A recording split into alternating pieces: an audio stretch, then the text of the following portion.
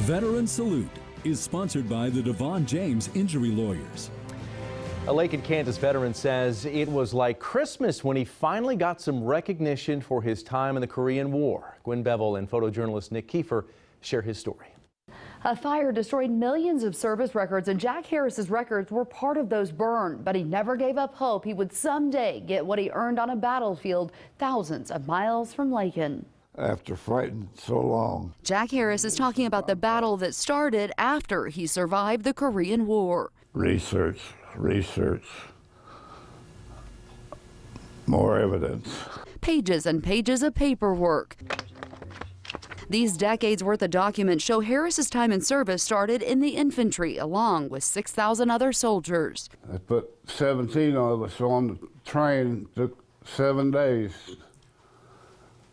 to go to Hiroshima and Nagasaki. That's where the recruits attended signal school. I kept the telephones working for the infantry and the artillery. He was attached to the 7th Division and climbed rank quickly. And they put me in charge of the team. He says the enemy was everywhere. Every day it was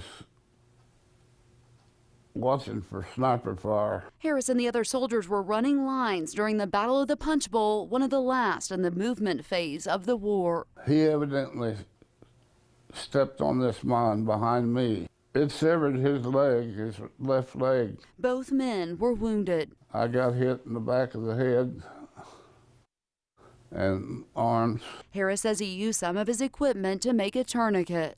He was bleeding awful bad. I carried him over a mile, I know. He says they made it to the medic tent. I remember saying, "You suppose I could get some help in here?" He doesn't remember much after that. I'd passed out, I guess, after getting him taken care of. In no time, Harris was back in action. That was after they figured out he was still alive. They followed these lines and found all of our equipment and blood and stuff. Harris was wounded again while out working in 2 foot of snow. It was hell. It was 40 below. When I got shot, well, I froze my feet and legs.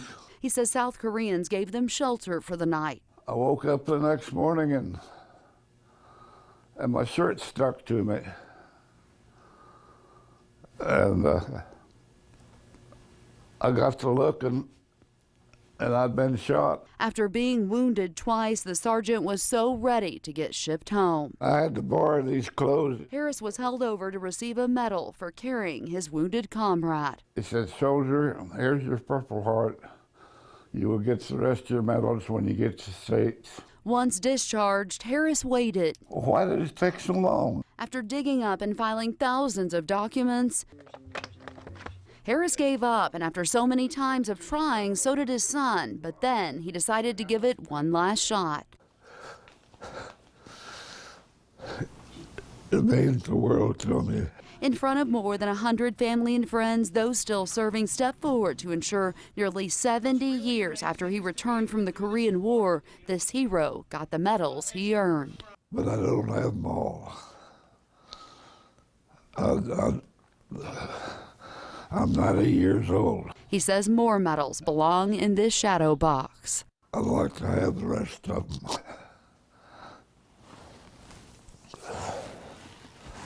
For my family.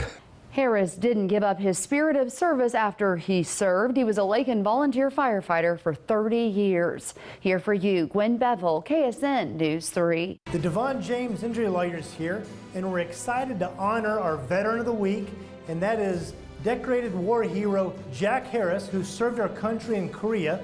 Jack could not be with us today, but shared the following comments.